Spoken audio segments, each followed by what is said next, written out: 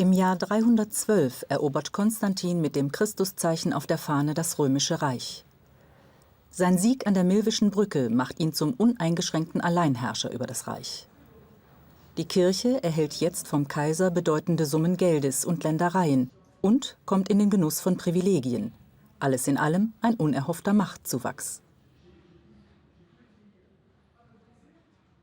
Constantine thought that he could use all those Christians who were so full of energy. Die Christen hatten ja schweren Verfolgungen standgehalten. Konstantin dachte, er könnte ihre Kraft nutzen, um das Reich zu erneuern. Nach dem Motto, wenn du sie nicht schlagen kannst, schließ dich ihnen an. As I said, if you can't beat them, join them. And that's what he did. Proof for that is ample. The fact that he himself didn't become a Christian until his deathbed. For 25 years after. Und das tat er, auch wenn er erst auf dem Totenbett Christ wurde, also 25 Jahre nach seiner Vision oder was immer das war. Als ihm ein Zeichen im Himmel erschien und eine Stimme zu ihm sagte, durch dieses Zeichen wirst du siegen. In hoc signo vinces, you will win using this sign. It may all be an after the fact story, at any rate during his battle on the shore of the Tiber. So soll er dann seinen Rivalen Maxentius am Tiber besiegt haben. Und zwar deshalb, weil seine Soldaten Fahnen schwangen, auf denen die Anfangsbuchstaben von Christus standen. Chi und Rho. Chi, Rho, and two first letters of Christos and some other concoction. Be it as it may, he continued himself to practice paganism. He built many churches. Doch Konstantin gab deshalb seine heidnischen Praktiken keineswegs auf. Er ließ viele Kirchen errichten, aber auch viele heidnische Tempel. Und sein ganzes Leben lang pflegte er Götzenkulte. For the rest of his life, he definitely didn't behave in a way a good Christian or even a good Roman should have behaved. Er verhielt sich weder als vorbildlicher Christ noch als vorbildlicher Römer.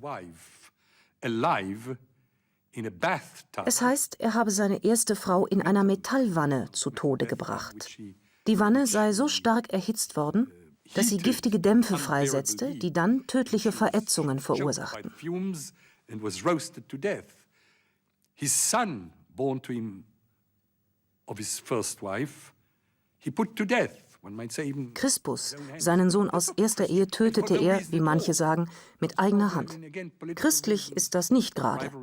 Und dies nur wegen familiärer Rivalitäten oder um eine andere Frau zu heiraten, letzteres wohl aus politischen Gründen. Aber das hinderte ihn nicht daran, Konzilien einzuberufen, obwohl er nicht Christ war. Er, der Heide, entschied über die Orthodoxie, über den rechten Weg. What is Orthodoxia? The true way. En jugé par ses actes, Constantin est chrétien. D'ailleurs, on le voit lorsqu'il. Seinem Handeln nach zu urteilen war Konstantin Christ. Das ist auch sichtbar. In Nikomedia und in Konstantinopel umgab er sich mit christlichen Bischöfen. Und wenn er in die Schlacht zog, ließ er ein Zelt als Feldkapelle errichten und anderes mehr. Er ging also zum Konzil nach Nicäa und hielt dort die berühmte Rede an die Versammlung der Heiligen.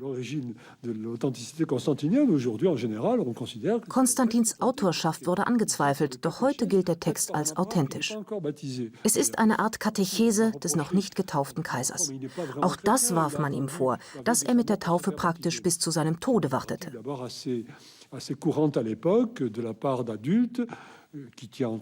Aber das war damals bei Erwachsenen durchaus üblich. Unter anderem deswegen, weil zum Beispiel die Bußordnung äußerst streng war und einem mehrjährige Buße auferlegt werden konnte. Aber auch, weil die Taufe von allen Sünden befreite. Wer in seinem weißen Taufkleid starb, konnte des Heils sicher sein.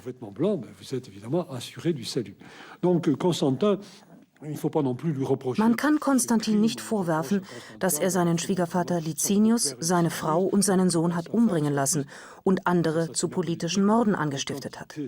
Viele christliche Prinzen handelten ebenso, wenn nicht schlimmer. Das ist also nicht sehr stichhaltig.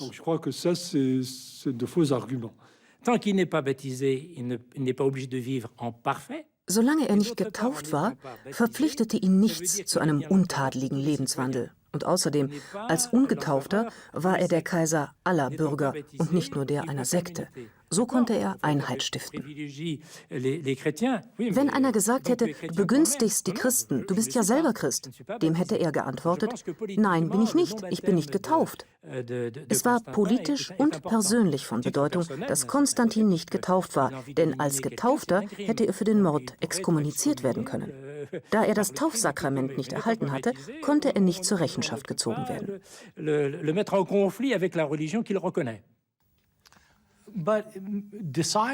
Sich zu einer neu aufkommenden Religion zu bekennen, ist weder politisch noch gesellschaftlich eine neutrale Entscheidung. Konstantin sah in der Einheit der Christen eine Chance für sein Reich.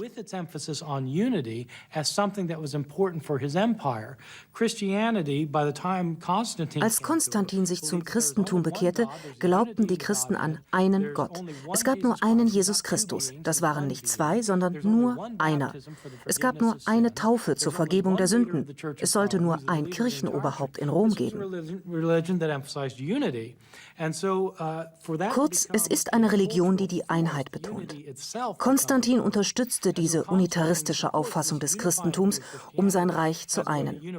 Damit erlangte die christliche Theologie politische und soziale Bedeutung.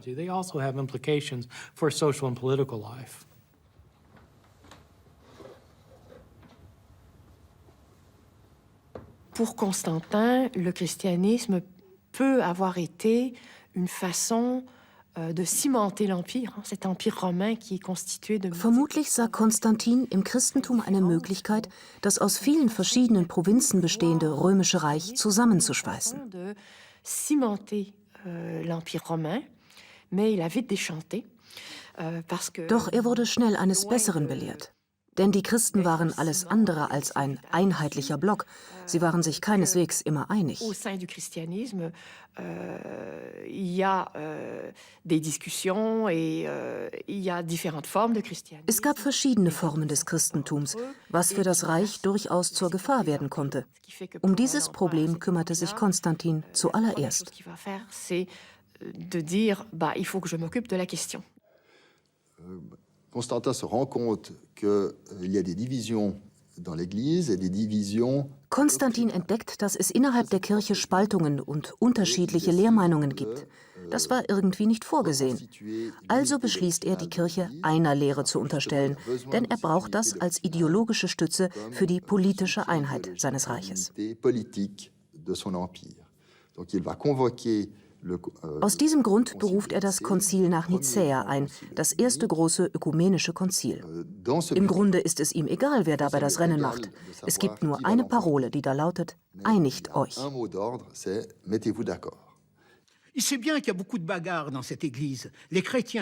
Er weiß, dass in dieser Kirche viel gestritten wird. Die Christen waren berühmt dafür. Die Streitereien der Stalinisten und Trotzkisten waren nichts dagegen. Es gab viele Konflikte und ich weiß nicht, wie viele Säuberungen. Aber Konstantin kam das gar nicht so ungelegen, denn da brauchte es einen, der Ordnung schafft. Und das war er. Précisément ce que Constantin fait, c'est de se présenter comme le garant. Konstantin stellt sich als der Garant der inneren Ordnung eines mehrheitlich christlich gewordenen Reiches vor. Et donc s'il y a des difficultés et des querelles dans l'Église, c'est lui. Wenn es also Schwierigkeiten und Streitereien in der Kirche gibt, ist er für die Wiederherstellung der Ordnung zuständig. Deshalb das Konzil von Nicäa, zu dem alle Bischöfe der Ökumene eingeladen werden. Tatsache ist, dass es sehr viel mehr griechischsprachige Bischöfe als lateinische gibt. Ossius von Cordoba und einige syrische Bischöfe sind die einzigen. Et quelques évêques syriens, mais pas beaucoup non plus. Bref, en tout cas, ça représente. Auf jeden Fall handelt es sich um die erste Versammlung dieser Größe und Bedeutung. Und sicher ist, dass die Kirchenangelegenheiten jetzt Konstantins Angelegenheiten sind. Und damit verändert sich von Grund auf das Verhältnis von Politik und Religion. Il s'agit à Nicée aussi de régler les pouvoirs. In Nicäa geht es auch darum, die Beziehungen zwischen den Patriarchaten von Antiochien, Jerusalem, Alexandrien und Rom zu regeln. Alexandrie, Rome, ce sont ces grands centres Diese politisch wie kulturell bereits hochbedeutsamen Zentren werden nun auch kirchliche Zentren. Und die Rivalität unter ihnen ist Kirchenpolitik.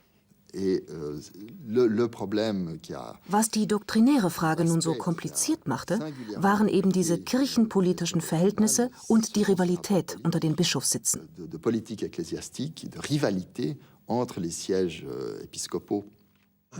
Costantino si considera vescovo, lui dice di se stesso di essere vescovo di quelli di fuori. Auch Konstantin betrachtet sich als Bischof, als Wächter derjenigen, die außerhalb der Kirche stehen. Er beobachtet und kontrolliert das Konzil als Vertreter der Außenstehenden. Wer sind diese Außenstehenden? Etwa die Vertreter der politischen Macht? Jedoch behauptet Konstantin, er erweise der Kirche einen Dienst, wenn er ihr hilft, die inneren Spaltungen zu überwinden. Quindi si attribuisce certamente il compito. Und wenn er die Aufgabe übernimmt, zur Einheit der Kirche beizutragen, dann dient das natürlich seinem eigenen Interesse, die Kirche zu kontrollieren und damit eine gewisse Einheit des Reiches zu gewährleisten.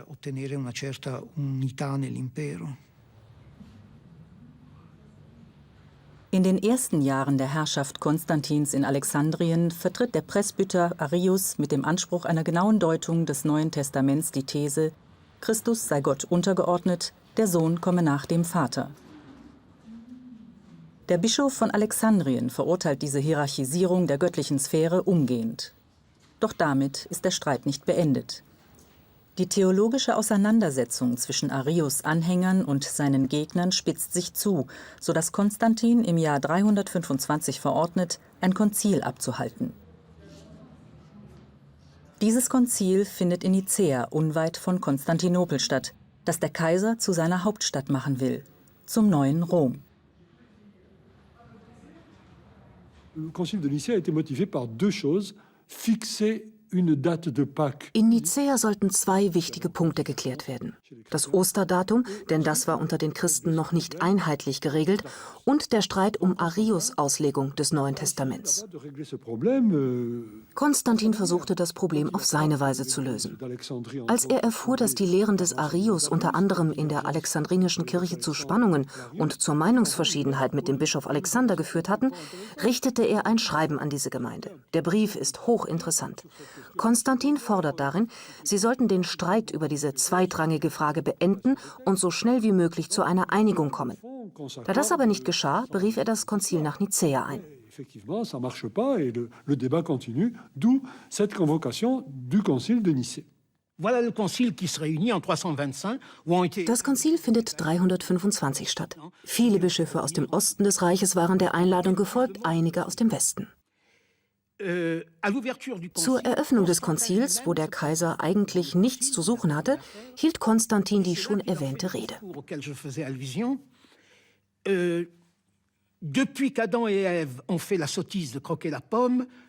Seit Adam und Eva unglücklicherweise in den Apfel bissen, ist die Menschheit in einem katastrophalen Zustand. Alles wird von den Mächten des Bösen, den Teufeln, beherrscht. Aber Gott sei Dank, der Herr hat mich zum Diener seiner Sache gemacht und mich siegen lassen. Mir habt ihr es zu verdanken, dass ihr nicht mehr verfolgt werdet und eure Religion anerkannt ist. Ich habe Gottes Haus wieder aufgebaut. Ich bin der wichtigste Mann seit Adam und Eva. Deshalb erlaubt mir, eure Gespräche anzuhören.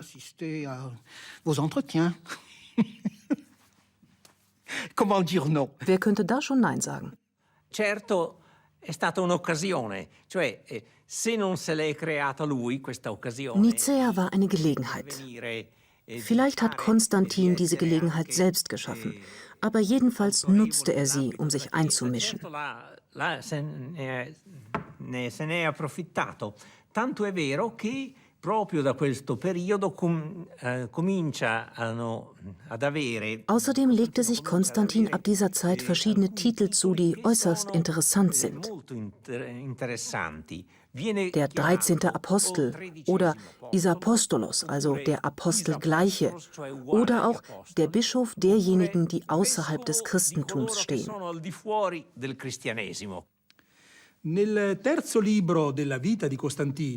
Eusebius' Worte im 3. Buch seines Leben des Konstantin, der großen Biografie oder Hagiographie über den ersten christlichen Herrscher in der Geschichte, spiegeln sehr deutlich den damaligen Seelenzustand wider.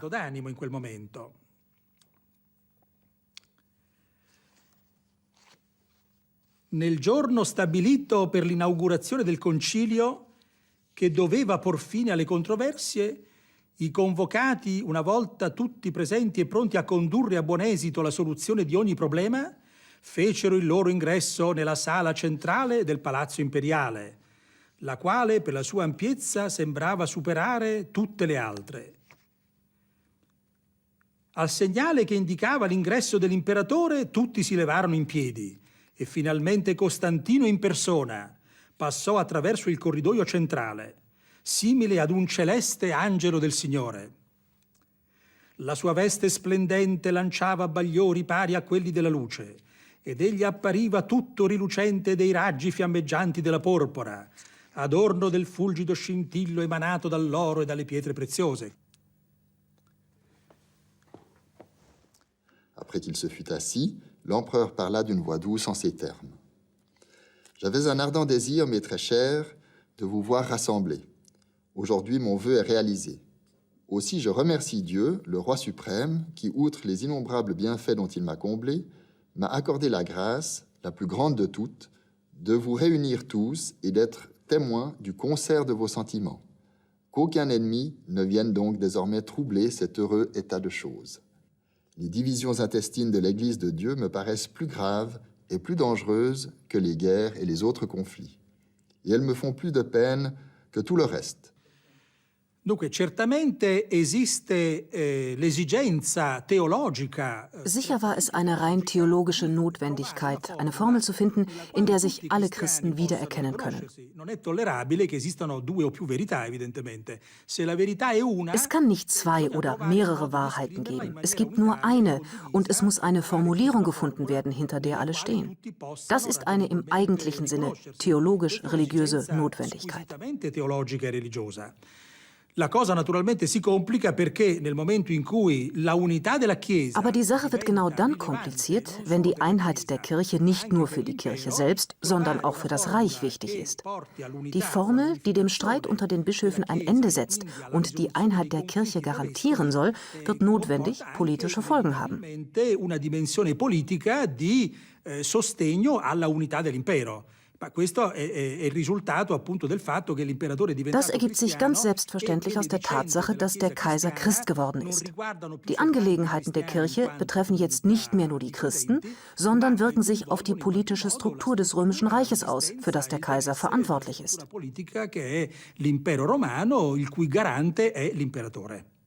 At Nicaea, you had two quite different impulses. One in Nicäa gab es zwei ganz verschiedene Bestrebungen. Die eine ging vom Kaiser aus, der die Synode veranlasst und eine genaue Vorstellung davon hatte, was dabei herauskommen sollte.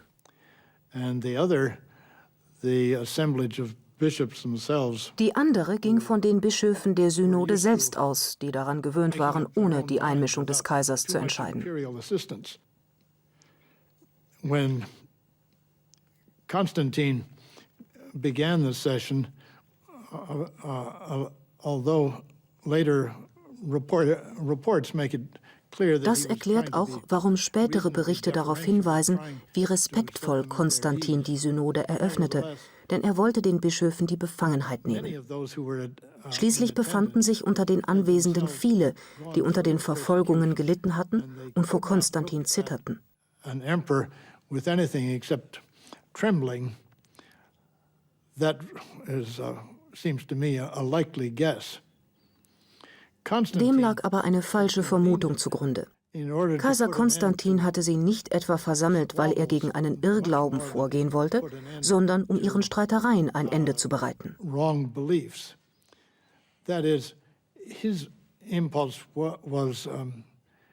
Ihm ging es mehr um die innere Sicherheit als um theologische Fragen. Schließlich war es die Aufgabe des Kaisers, darüber zu wachen, dass seine Untertanen sich nicht bekämpften oder Unruhe stifteten. Zu den bewegenden Veranstaltungen die mit Kaiser Konstantin verbunden sind, gehört das Konzil von Nicäa. Und zwar deswegen, weil es natürlich vorher völlig unüblich, ja unvorstellbar war, dass Kaiser Bischöfe zusammenrufen. Das kann man an zwei sehr hübschen kleinen Geschichten deutlich machen. Es gibt einen heidnischen Historiker namens Ammian Marcellin und der sagt, seitdem die Bischöfe gratis die Staatspost benutzen dürfen, um zum Konzil zu fahren, ist die Staatspost zusammengebrochen. Das ist natürlich Polemik, aber dass Bischöfe eingeladen werden, um in der kaiserlichen Sommerresidenz, Nicäa ist, da kann man heute noch hinfahren, ist idyllisch an einem See gelegen, ein kleiner Kurort, da gab es diesen Palast. Also man wird in die kaiserliche Sommerresidenz eingeladen und darf dazu gratis die Dienstwagen der römischen Verwaltung benutzen. Das ist ganz großartig. Und Eusebius beschreibt, dass ein Bischof anwesend war, dem im Rahmen der diokletianischen Christenverfolgung die Augen ausgestochen waren und dem Flüssigkeit aus den Augen lief. Und der macht deutlich, was noch wenige, also 20 Jahre vorher so grob gerechnet, die Gefahr war, dass man nämlich hingerichtet werden konnte, nicht musste, aber hingerichtet werden konnte von eben diesem Kaiser. Und nun feiert der Kaiser sein Regierungsjubiläum mit den Bischöfen.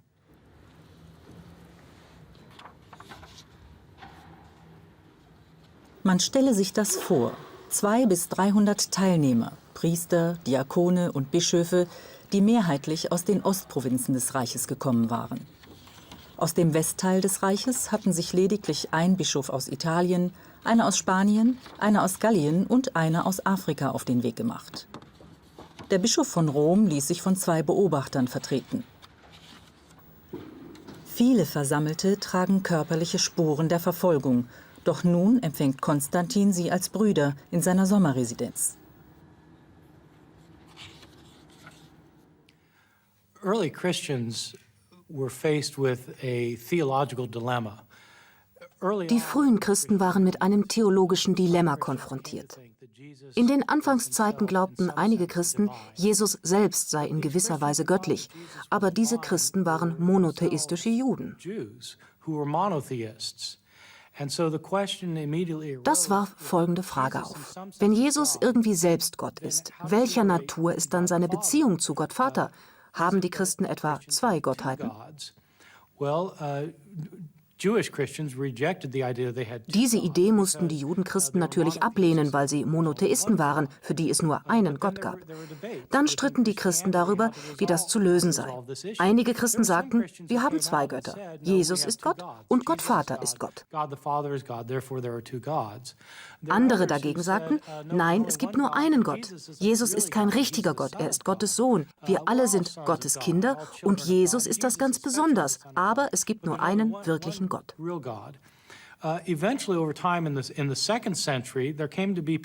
Im 2. Jahrhundert gab es auch welche, die noch andere Lösungen bereithielten. Zum Beispiel, Gott Vater ist Gott und Jesus ist Gott. Weil Jesus Gott Vater auf Erden ist und damit ist Jesus eine Existenzform von Gott Vater. Außerdem weilt jetzt der Heilige Geist unter uns und der ist noch eine weitere Existenzform Gottes.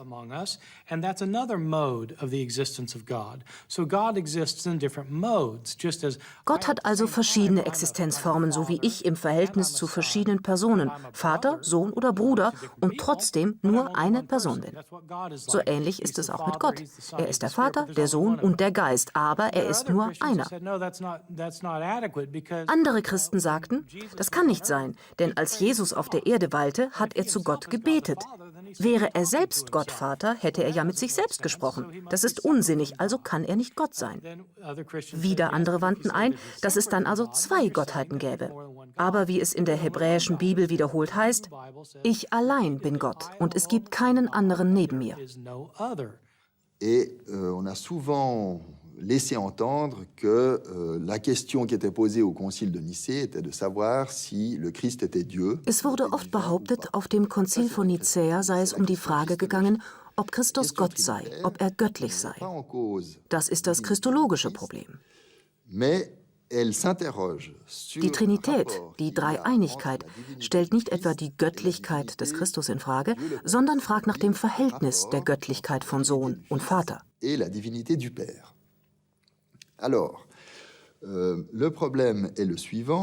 Das Problem ist folgendes. Die orthodoxe Auffassung lautete, Vater und Sohn seien beide ewig. Arius dagegen behauptete, der Vater gehe dem Sohn voraus.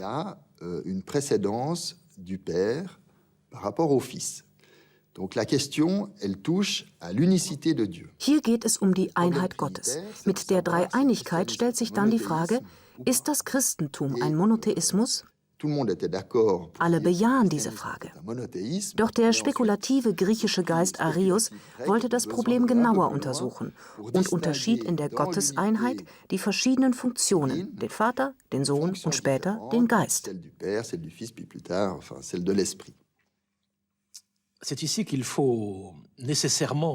Hier kommen wir nicht darum herum, ein wenig Theologie und Exegese zu treiben.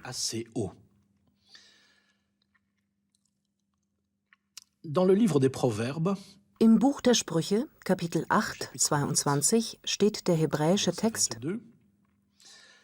Nous lisons dans le texte hébreu, le Seigneur m'a Der Herr hat mich erworben als Anfang seiner Wege. sa voix, voix VOIE. Adonai Knani Reshit Darko. Qui parle ici? Wer spricht hier? Une figure assez Eine énigmatique. ziemlich rätselhafte Figur, die Weisheit, die Chochma.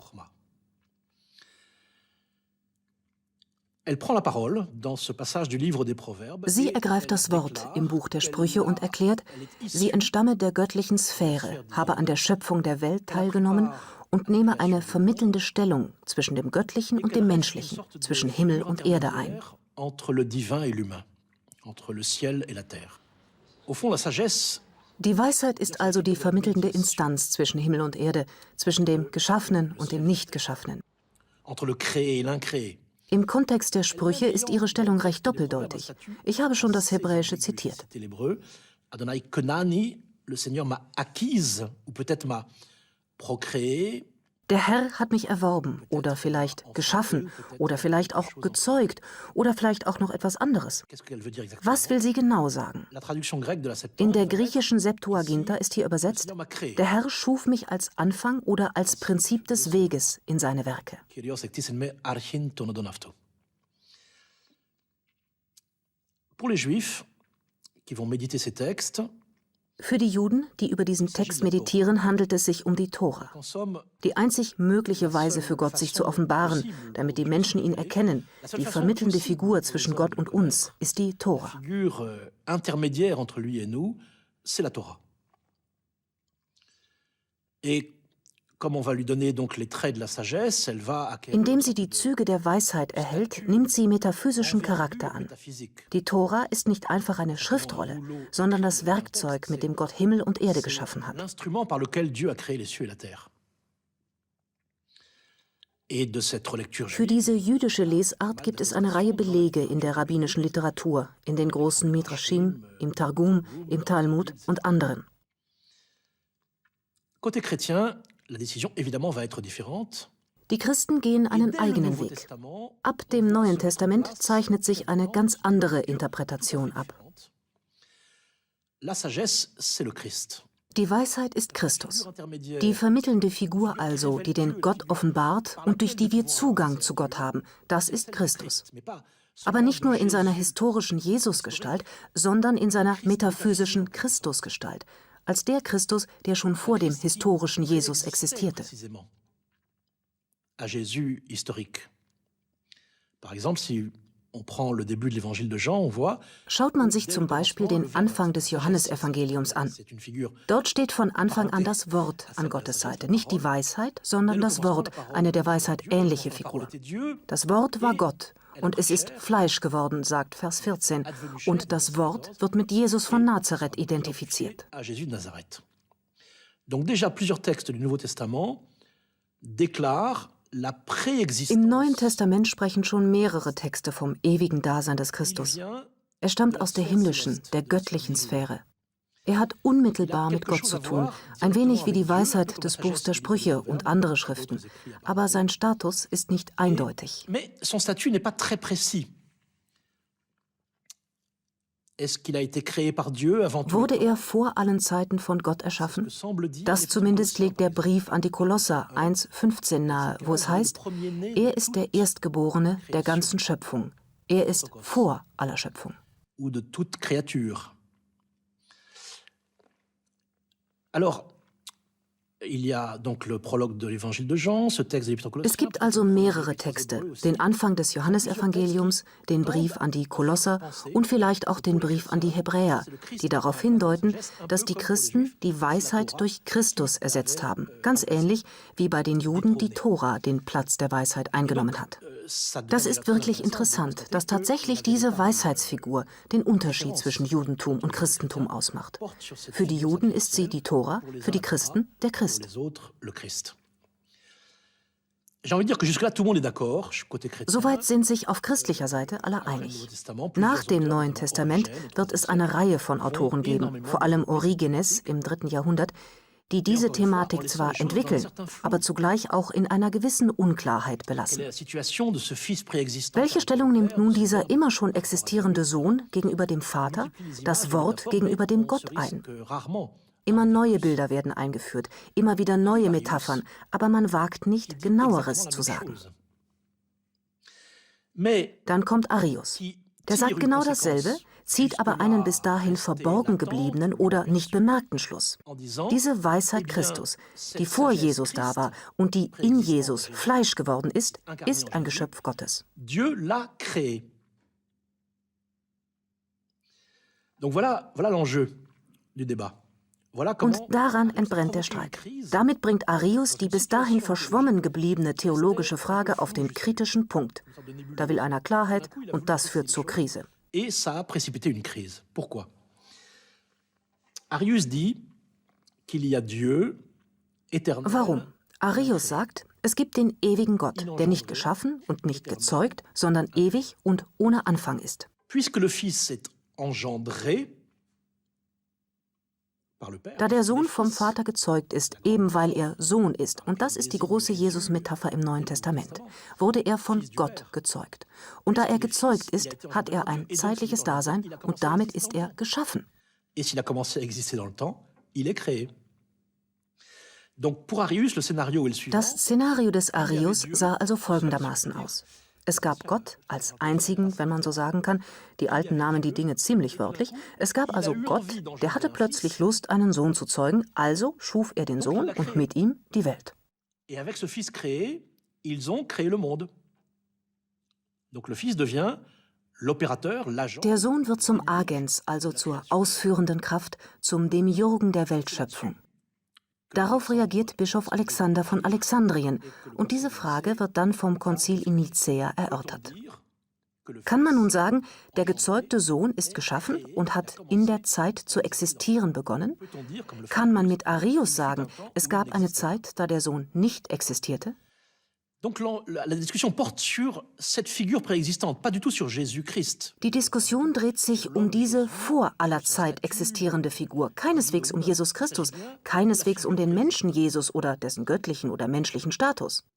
Le Concile de Nicée va convoquer Arius. Arius wird zum Konzil nach Nicäa geladen. Über 300 Bischöfe sind versammelt, der Überlieferung nach sogar 318, wohl mit Bezug auf die 318 Knechte Abrahams in der Schöpfungsgeschichte. Es sind also mindestens 300, darunter Bekenner, die im Namen Jesu gelitten haben, gleichsam lebende Märtyrer. Des martyrs vivants en quelque sorte. Évidemment, changement radical d'ambiance, l'empereur s'incline devant eux. Es stellt also eine grundlegende Veränderung der Situation dar, dass Kaiser Konstantin sich jetzt vor ihnen verneigt. Er träufelt Balsam auf ihre Wunden und alle weinen. Dann beginnt die Diskussion. Arius wird geladen. Er verteidigt seine Thesen, es wird gestritten und am Ende Arius verurteilt. Aber damit nicht genug. Es muss ein Glaubensbekenntnis her. Dafür gab es Vorlagen. Jede Kirche hatte damals ihr Credo. Es gab so viele Bekenntnisse wie Kirchen. Im Großen und Ganzen stimmten sie allerdings überein. Die erwachsenen Taufkandidaten mussten das lokale Glaubensbekenntnis aufsagen. Donc le candidat devait réciter la profession de foi de l'Église locale. Donc Eusèbe de Césarée, qui est un des évêques participants au Konzil, propose son symbole. Eusebius von Caesarea, einer der Bischöfe des Konzils, schlug sein Symbol Kirche von Caesarea als Modell vor. Es wurde bearbeitet und zur verbindlichen, rechtgläubigen Formel erklärt. Dieser Text ist uns überliefert, denn er wurde vom Konzil von Konstantinopel leicht umgeschrieben, daher seine offizielle Bezeichnung Symbol von Nicäa Konstantinopel. Er wird sonntags in unseren Kirchen als Glaubensbekenntnis gesprochen. Und was sagen wir in diesem Bekenntnis über Christus Anfang vor aller Zeit? Gezeugt, nicht geschaffen, eines Wesens mit dem Vater.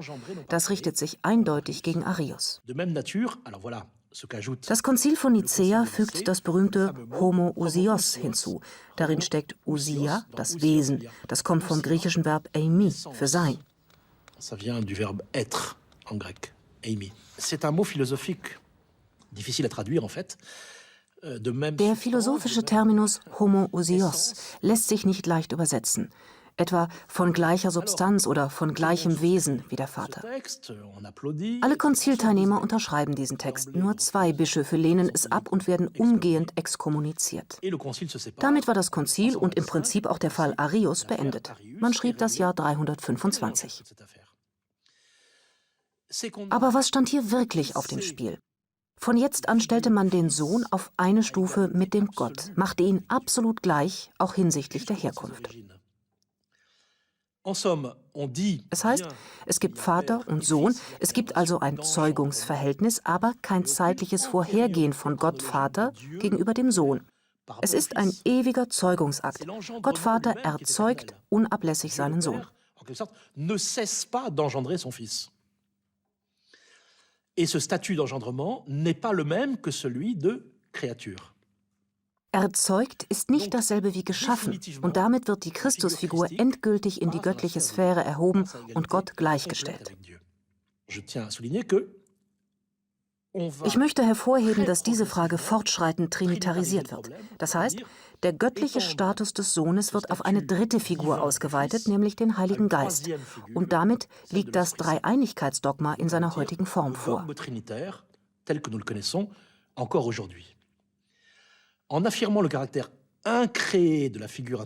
Indem die Weisheitsfigur, die Mittlerfigur, nicht geschaffen ist, zerreißt das Christentum die letzten dogmatischen Bande mit dem Judentum.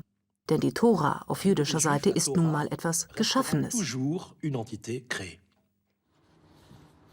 Nach 2-monatiger Diskussion von Mai bis Juni 325 einigt sich die Versammlung auf einen Kompromiss.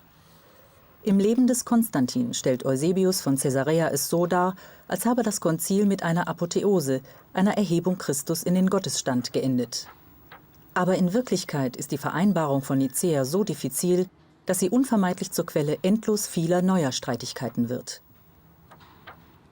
Eusebius sagt, al banchetto imperiale presero parte tutti i vescovi. Das Konzil endete also mit einem großen Bankett. E l'avvenimento fu tale che qualsiasi parola risulterebbe inadatta a descriverlo.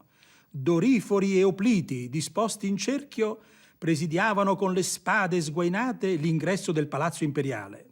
In mezzo ad essi passavano senza alcun timore gli uomini di Dio, cioè i vescovi, spingendosi fino agli ambienti più interni della reggia. Poi, mentre alcuni sedevano alla stessa mensa dell'imperatore, gli altri si adagiavano su divani che erano stati sistemati su entrambi i lati della sala. E commenta in Und Eusebius kommentiert, sembrava quasi di vedere un'immagine del regno di Cristo. Ed era come se quell'avvenimento si svolgesse in un sogno, non già nella realtà. The emperor's top representative, the most powerful man working for him and present at the assembly. Der Kaiser war der mächtigste Mann der Versammlung. Er ging persönlich von Bischof zu Bischof und ließ ein Papier unterschreiben.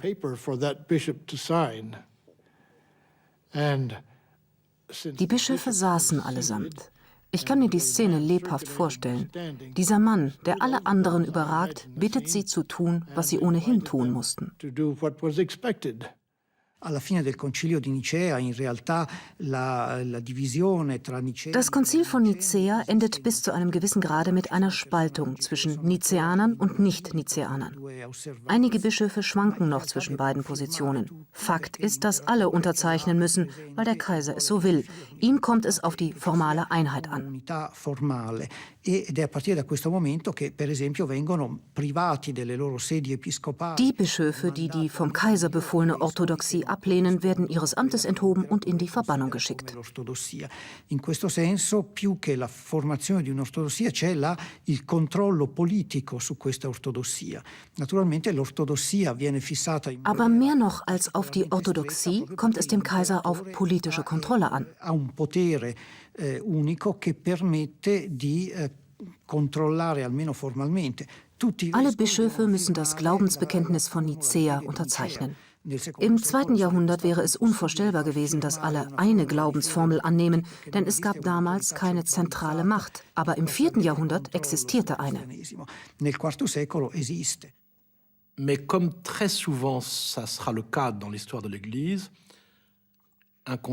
wie so oft in der Geschichte der Kirche bringt ein Konzil sehr viel mehr Verwirrung hervor, als ihm vorausgegangen ist. Nicht anders steht es ja heute um das Zweite Vatikanische Konzil, dessen Annahme sich als sehr viel schwieriger erweist, als man es sich vor 40 Jahren erhofft hatte. Auch das Konzil von Nicäa macht hier keine Ausnahme und das ganze 4. Jahrhundert ist von einem vielfach aufflammenden Streit bestimmt.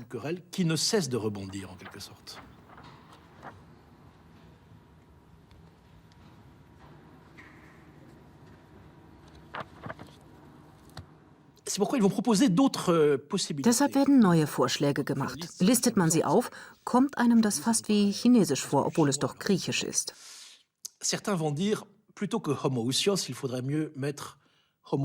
Einige ziehen es vor, anstatt homoousios von homoiousios zu sprechen, also nicht von einem völlig identischen Wesen, sondern nur von einer Wesensähnlichkeit.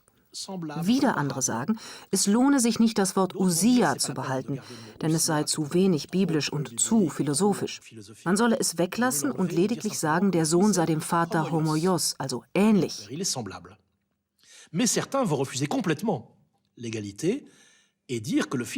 Es gibt sogar welche, die rundweg ablehnen, von Gleichheit zu sprechen und die sagen, der Sohn sei unähnlich, also an homoios, mit dem griechischen privativen a davor. Die Theologiehistoriker finden also ebenso viele Gruppen vor wie Wörter. Es gibt die Homoousianer, also die Nicäer, die das Konzil von Nicäa unterstützten. Es gibt die Homoiousianer, die Homeaner und die Anhomeaner. Così il Concilio di Nicea aveva procurato più problemi di quanti non ne avesse risolti. Das Konzil von Nicäa hat mehr Fragen aufgeworfen als gelöst. Es berief sich auf das Symbol und den Begriff des homoousios, der Konsubstantialität, also der Wesensgleichheit, was in jenen Jahren aber fast alle ablehnten. E quindi il Concilio di Nicea non risolse le cose e Da das Konzil von Nicäa keine Lösung herbeiführen konnte, fanden in den folgenden Jahrzehnten mehrere Konzilien statt. Il Concilio di Nicea era stato poco chiaro nel risolvere i problemi. E possiamo tenere presente il fatto che, come Costantino era intervenuto... Konstantin selbst wurde trotz seines persönlichen Auftritts mit dem Problem nicht fertig.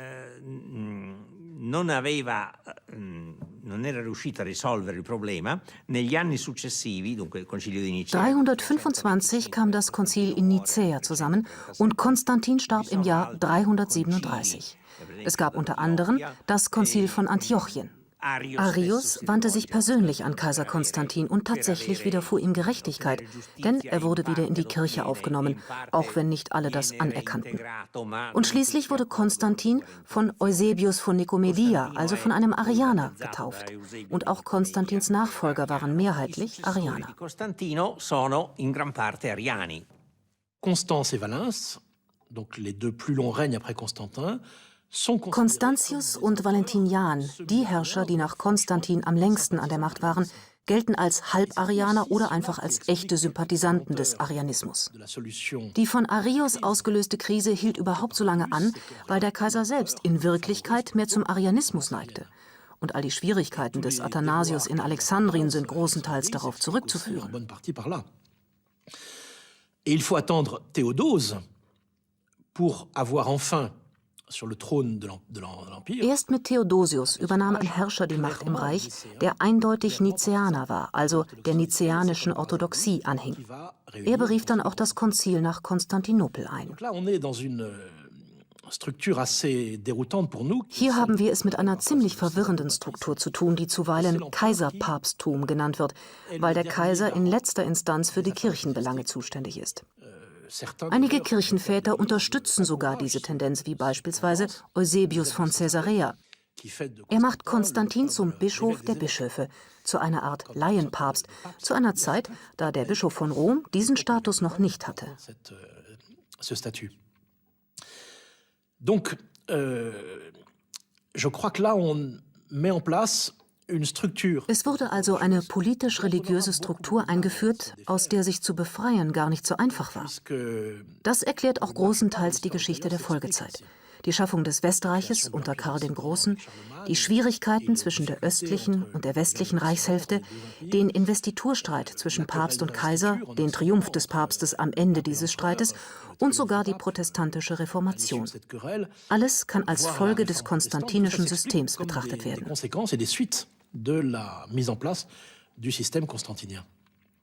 Wir haben das zwar im Prinzip seit Jahrhunderten hinter uns gelassen, aber manche Kirchen scheinen sich noch immer nicht daraus befreit zu haben.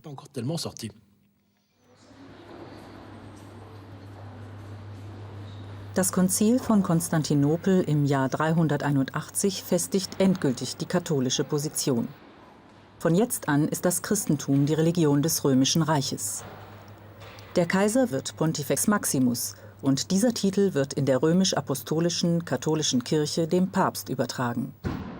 Im Jahr 410 bricht die Katastrophe über Rom herein. Es wird von den Barbaren belagert und zerstört. Ist das nicht ein eindeutiges Zeichen dafür, dass der Christengott das Reich nicht schützt?